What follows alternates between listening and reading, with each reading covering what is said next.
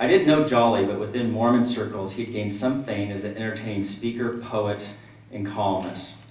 Now, Mormon poet, that's incredibly obscure. With his gray goatee, glasses, and narrow face, he looked like a harmless artist of some sort. But then he launched into a bizarre, occasionally funny, often angry, 45-minute tirade directly mostly at me. Early on, he bellowed, "Shame on the Los Angeles Times for frightening us. Shame on the Los Angeles Times for pretending that it has discovered something that really matters, that Native Americans are not Hebrews."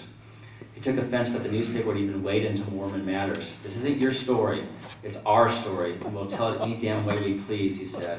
"And if you think the story we have to tell isn't a good story, then screw the Los Angeles Times."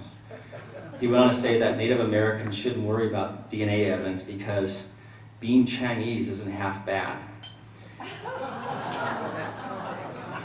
He next lashed out against science. "If you're a good scientist, a world-class scientist, you're out to murder God." "Screw you, Los Angeles Times," he shouted. And this is going on, I'm just like, who is this guy, right? "Screw you, Los Angeles Times," he shouted. They thought our stories could be proven true or false using the false tools of the apostate priesthood of science. He wrapped up by suggesting, I think, that the stories in the Book of Mormon didn't have to be accurate for the faith to be real. Quote, "After we have been defeated and all our stories proven untrue, we will perhaps come to know the more important reason and the only question that ever is, not whether the stories are true, but whether we are true to our stories." What the F does that mean, right?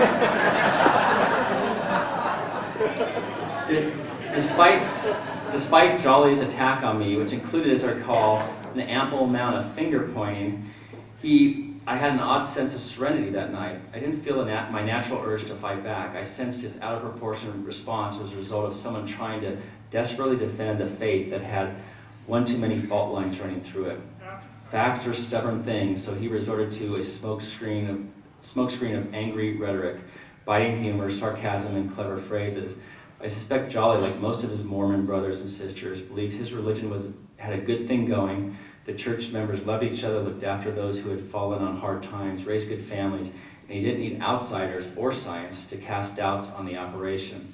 Mormonism worked, so leave it alone. If too many people chipped away at it, if too much truth was revealed, the foundation that Jolly and other Mormons built their life upon might give way.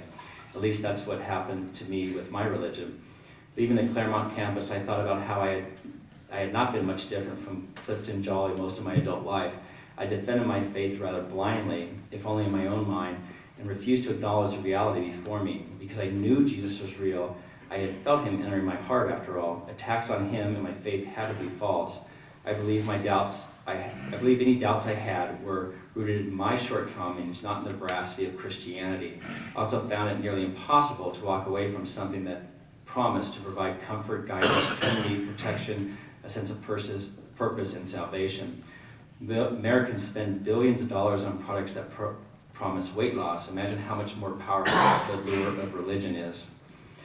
So I think for us, at least for me, my story has a very happy ending because I have never felt better not having God in my life. And I'll just read you what I wrote, and then I'll take questions if you have any questions. What the Bible promises, among other things, peace and serenity, I found in larger measures as a non-believer. My morals and values haven't changed. I used to see my innate beliefs about right and wrong as something God-given. I now see them as a product of tens of thousands of years of evolution, encoded in my DNA to best ensure the survival of my family and myself. A sociopath, not an atheist, has no conscience and no ability to tell right from wrong. As a believer, I try to live up to the standards for living outlined in the Bible. That is, the generous and loving parts of Scripture.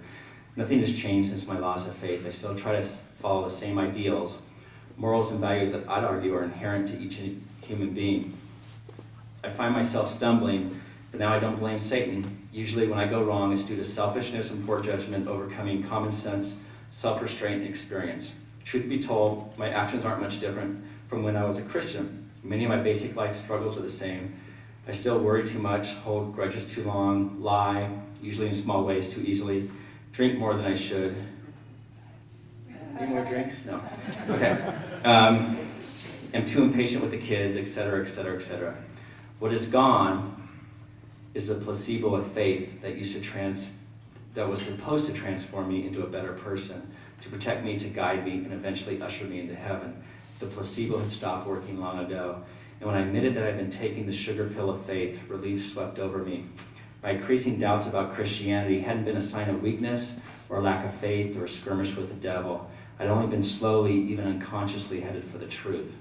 So what has taken the place of God in my life? A tremendous sense of gratitude. I sense how fortunate I am to be alive in this thin sliver of time in the history of the universe. This gives me a renewed sense of urgency to live this short life well. I don't have eternity to fall back on, so my focus on the present has sharpened. I find myself being more grateful for each day and more quickly making corrections in my life to avoid wasted time.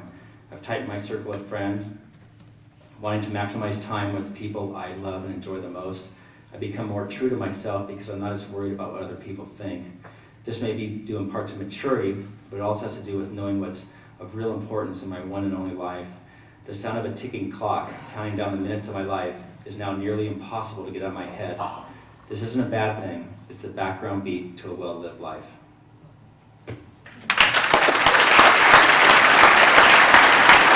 The Mormon church, unlike the Catholic church, got a free pass on child sexual abuse.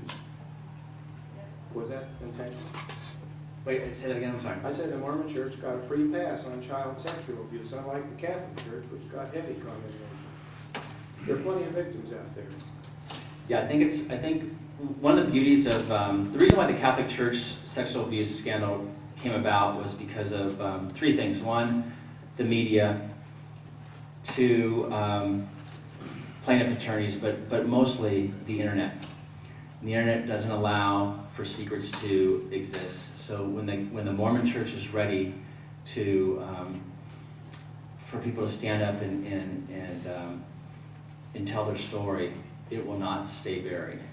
And one more reason, though, is because the diocese records were open. The law got them open. That can't happen in Utah. The church records will not be open. That's a good thing. It took a long time in Boston. You know, the thing that broke the scandal wide open was one. The Boston Globe talked about this father, John Gagan, who molested 113 kids at least. It's probably triple that number in 50 years. And the diocese knew from the very first assignment that he was a child molester.